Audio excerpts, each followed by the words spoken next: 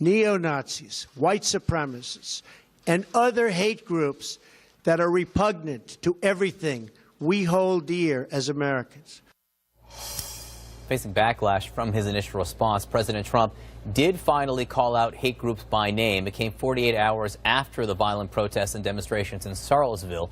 A question a lot of people asking, did the president do enough, or was it too little too late? We have a very interesting perspective on this. Joining me to discuss, Christian Picciolini. He's a former neo-Nazi, founder of Life After Hate, which helps fight white extremism. He's also author of Romantic Violence, Memoirs of an American Skinhead. Christian, thanks so much for being with us. Look, you said you heard a dog whistle with the president's initial statement when he said the violence and the hate and the bigotry was coming from many sides. What do you mean by that? You know, John, the far right has this tactic of calling out people on the left as the haters or as the racists or the people who are trying to suppress the free speech of people on the right.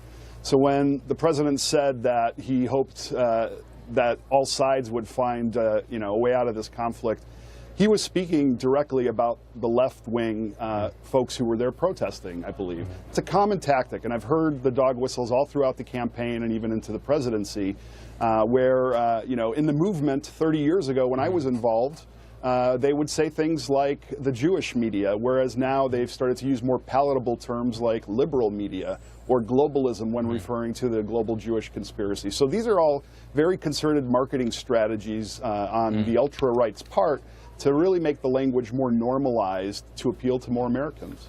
Talk about the media in just a second, because that's an interesting new twist to this whole thing.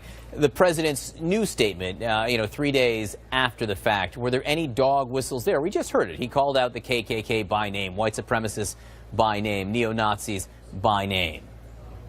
Yeah, well, to me it's too little too late, and it certainly felt very contrived to me. I would just speak to Mr. President right now and just say, until we put back funding to counter extremism from the far right, from domestic terrorists, we're not taking this issue seriously. We have an estimated 300,000 sovereign citizens and militia members training in a paramilitary style in this country. And I can tell you that if we had 300 ISIS members training in any city in America, I don't think that the president would hesitate to drop a bomb on any major city. It's happened in Philadelphia, it's happened in Tulsa, and we've seen this before. So there's a discrepancy here that we need to address. Do you think the movement is growing? The FBI and DHS just put out a joint bulletin in May that warned that white supremacists will likely continue to pose a threat level in the next year.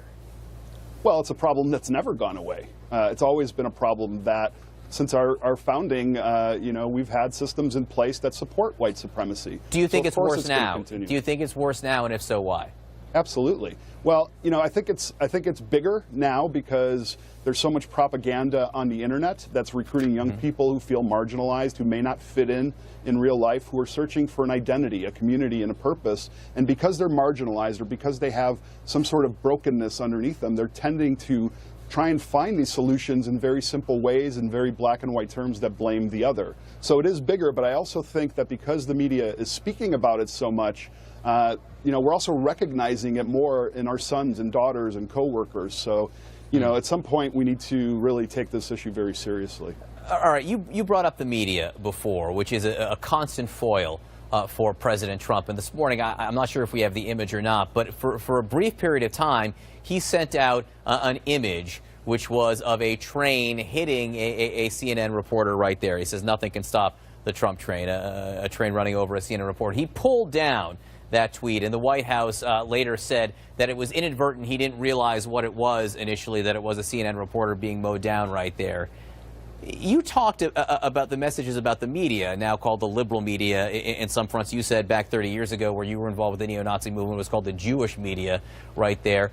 What's the impact of messages like that, images like that, if even for a brief time from the president?